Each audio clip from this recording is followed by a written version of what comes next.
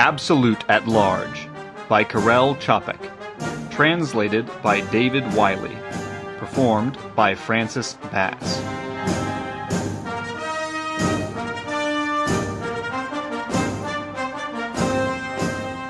Chapter 27. A Pacific Atoll. "What the hell?" Captain Trouble began. "Isn't that their leader, that lanky one?" "That's Jimmy," G.H. Bondy observed. "He used to work here. I thought we'd entirely tamed him." "And I had to dock at a damned place like this," the captain concluded. "This miserable... Hira Tua, what?" "Listen," said G.H. Bondy, putting his rifle down on the veranda table. "Is it the same everywhere?" "I think it is, yes," the captain laughed. "Over on Rawaiwai, that's where they ate Captain Barker along with all his crew. And on Mangai, that's where they guzzled 3 millionaires. Millionaires like you are." "The Sutherland brothers?" Bondy asked. "Think it was, yes. On Starbuck Island, they took the government commissioner and baked him. That fat bloke, MacDion. Know him?" "No, I don't know him." "Don't know MacDion?" the captain exclaimed. "How long have you been out here, then?" "Nearly 9 years now," Mr. Bondy replied. "You should have met him by now, then," the captain thought. 9 years, eh? Here on business, are you, or thought you'd get yourself some nice little hideaway, somewhere to soothe your nerves?" "No," said Mr. Bondy. "I could see it was going to get a bit lively back up there, so I left. I thought things would be quieter here." "Ah, quiet. You don't know what our black boys are like. They're always fighting about something or other somewhere." "Oh?" G.H. Bondy defended himself. "It really was quiet here earlier. They're decent lads, these Papuans, or whatever you call them. It's only lately that it sort of began. You know, I don't really understand them very well. What is it they want?" "Nothing in particular," the captain thought. "They just want to eat us." "Because they're hungry?" asked Bondy in surprise. "I don't know. More likely their religion. Some kind of rite or something, some kind of holy communion. Whatever it is, they've started doing it again." "I see," said Mr. Bondy thoughtfully. "They've got their customs anywhere you go," the captain grumbled. "The custom here is to eat strangers and shrink their heads." "They even shrink their heads?" said Bondy with disgust. "Only once they're dead," the captain reassured him. "They keep the shrunken head as a souvenir. Ever seen those shrunken heads in the Ethnographic Museum in Auckland?" "No," said Bondy. I don't think my head would look very nice shrunken." "You're a bit too fat for that," the captain observed critically. "Makes hardly any difference to someone thin, though." Bondy did not seem at all placated by this thought. He sat despondently on the veranda of his bungalow on the coral island of Hira Tua, which he had bought just before the Greatest War. Captain Trouble scowled thoughtfully out at the thick woods of mangroves and bananas that surrounded the bungalow. "How many of these natives are there here?" he suddenly asked. "About 120, G.H. Bondy replied. "And how many of us here in the bungalow?" 7, including the Chinese cook." The captain sighed and looked out at the sea where his ship, Papiti, lay at anchor. To get to the ship, he would have to go along the narrow track between the mangroves, and that was not altogether to be recommended. "Tell me," he said after a pause, "what is it they're actually fighting about? Some territory dispute or something?" "Less than that."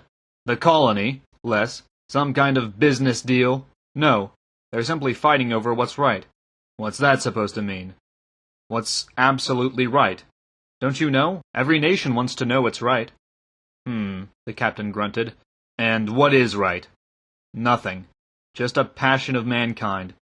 I suppose you've heard that in Europe, and everywhere else, there's some kind of god that's come to Earth." "Yes."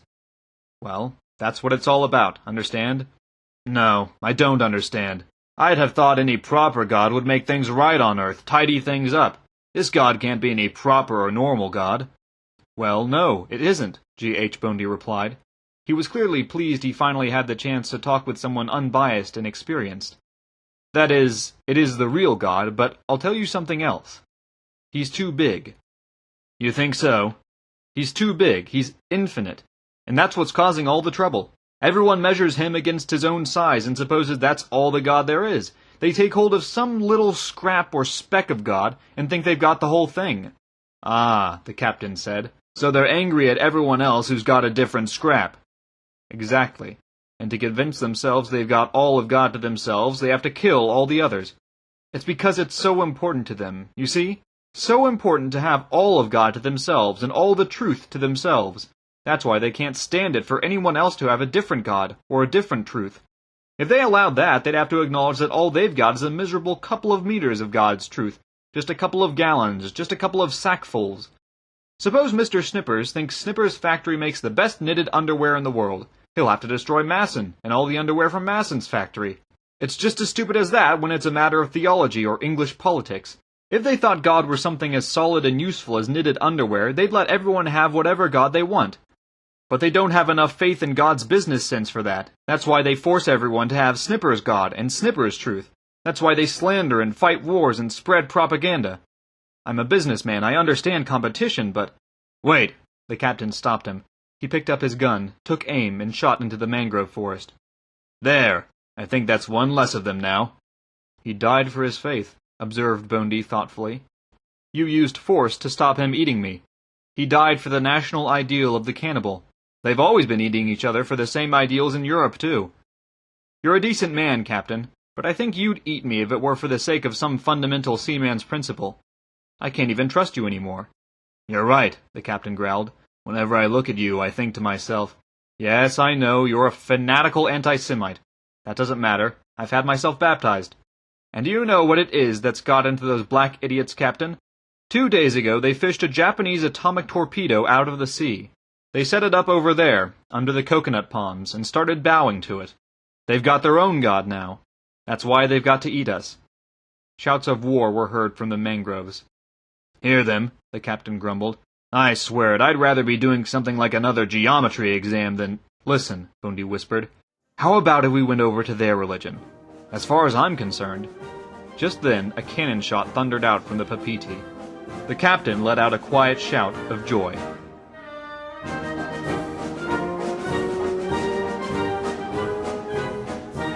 Chapter 28.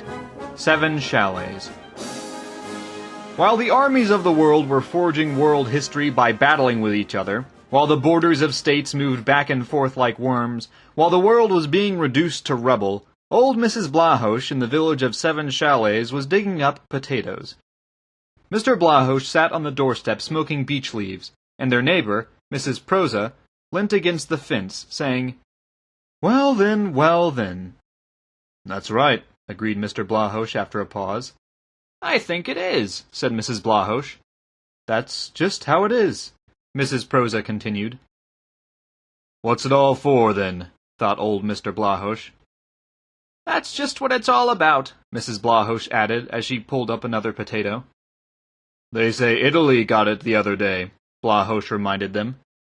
Who was that from, then? Turks, I think. That mean the end of the war, then, do it? Course it don't. Prussians be going in next, I reckon. Who are they gonna start attacking, then? Against the French, they say. Oh, my God, right mess that'll be all over again. That's right. I think it is. What's it all for, then? There's some bloke in Switzerland, they say, some Swiss who says they all ought to just stop it. That's what I say. I had to pay $2,500 the other day just for a candle, just for a smelly old candle, Blahouš, to go in the cowshed. $2,500, you say? Best part of? Bloomin' dear that is, I say. I think it is. That's what I think. Who'd have thought it? $2,500. You could get a nice candle for a couple of hundred, used to. Good few years ago that was, missus. You could even get an egg for $500. And butter was just $3,000 a pound. Good butter it were and all. And a pair of shoes for $8,000. That's right, cheap it was in them days. But now, though, that's right. I just wish they'd all just stop it. They stopped talking. Old Mr. Blahouš stood up, straightened himself out into a hunch, and picked up some straw in the yard. What's it all for, then? He said, and unscrewed the head of his pipe in order to push the straw through it. Always did stink, that pipe, remarked Mrs. Blahouš, taking an interest. Course it stinks, Mr. Blahouš agreed. It always did stink. If you can't get any baccy for it, not anywhere in the world, course it's gonna stink. Last time I got a bit of baccy for it was for me son, when he was made a professor. When was that, then? 49, was it? Be about 4 years come Easter. That sounds about right, Mr. Blahouš agreed. We're getting old, my love. Getting very old. But what I want to know is, Mrs. Prouza, the neighbor, began, what's it all for, then? What's all what for? All this war and all that. How should I know? Answered Mr. Blahouš, and he blew through his pipe hard enough to make it whistle. I don't suppose anyone knows that. Something to do with religion, they say. What religion? Our religion, Helvetian religion. And no one knows what religion. Used to be just the one religion, they say. There only ever was one religion round here. Yes, but there were other religions in different places. Then they gave out an order or something, saying there had to be just one. Order? Who gave this order then? No one knows who gave the order. Some machine for making faith or something, some boiler or something. What did they want to go and make a boiler for? No one knows why they made it, just some boiler. And then God came and appeared among the people so that they would have faith or something. You see, there used to be lots of people without faith in those days. You gotta have someone to believe in, or else what's life for? And if people had believed in him, he wouldn't have needed to appear among them. So he came, and he appeared on earth, all because of all this godlessness, see? So where did this enormous great war come from, then? No one knows where this war came from. They say it was the Chinese, or the Turks that started it all. Took their own god along with them in this boiler or something. 'Cause they're supposed to be very religious, these Turks and Chinamen. So they wanted all of us to believe in the same thing like they did, in their way. Well, why should we all believe in the same thing like they do? No one knows why they wanted all of us to believe in the same thing like they do. I think it must have been the Prussians that started it, especially them Swedes. Oh, dear God, lamented Mrs. Prouza. And these prices these days, 2,500 for just a candle. If you ask me, Mr. Blahouš asserted, it's 'cause of them Jews. Gave the army away, they did, made some money out of it, that's what I think. We need some rain, Mrs. Blahouš observed. These spuds are tiny, like walnuts they are. And what's more, Mr. Blahouš continued, they've been studying all about God, they have, so that they know who to put the blame on. They're sly like that, wanted to have the army, and an excuse for it, had it all worked out, they did. Who's that, then? No one knows who that is. I think it's the Pope, got together with them Jews, he did, worked it all out, all of it. These Calboratists! The word burst out of Mr. Blahouš's mouth angrily. I'd tell them straight to their face, I would. What the heck do they need a new god for? The old god's been good enough for us on the farms, all we needed. He was good to us, he was. He was decent to us, he was just. He never came and appeared to anyone, and at least we had some peace and— How much do you sell your eggs for these days, Mrs. Prouza? About 2,000 usually. I've heard they're selling them for 3 over in Trutnov. And if you ask me, old Mr. Blahouš continued as he became crosser, it's something that had to happen. People were always doing nasty things to each other. Your dead husband, though, Mrs. Prouza, may he rest in peace, he was always a thoughtful and spiritual man, and I said to him one day, just as a joke like, "Here, Prouza, call back that evil spirit of mine, it's escaped again." And he took it seriously, and from that day on he never spoke another word to me. Good neighbor he was. And that Tony Volchek, he's been going on about those phosphates again, what he uses for fertilizer, and anyone who doesn't use them has to keep digging and digging. And my son talking like some professor like he always does, he says everyone else is doing the same. Once they get something into their heads, they want everyone else to do the same. And they just won't leave you in peace, and it's all because of that. I think you're right, Mrs. Prouza opined as she yawned. It's all the same anywhere you go. I think it is, Mrs. Blahouš sighed. We're all agreed on that, then, Mrs. Prouza added. And all you want to do, you women, you just want to stand around yakking all day, grumbled old Mr. Blahouš to conclude the matter, and he shuffled inside. And meanwhile, all around the globe, armies were battling and forging world history to create a better tomorrow, as all the thinkers in all the camps assured us.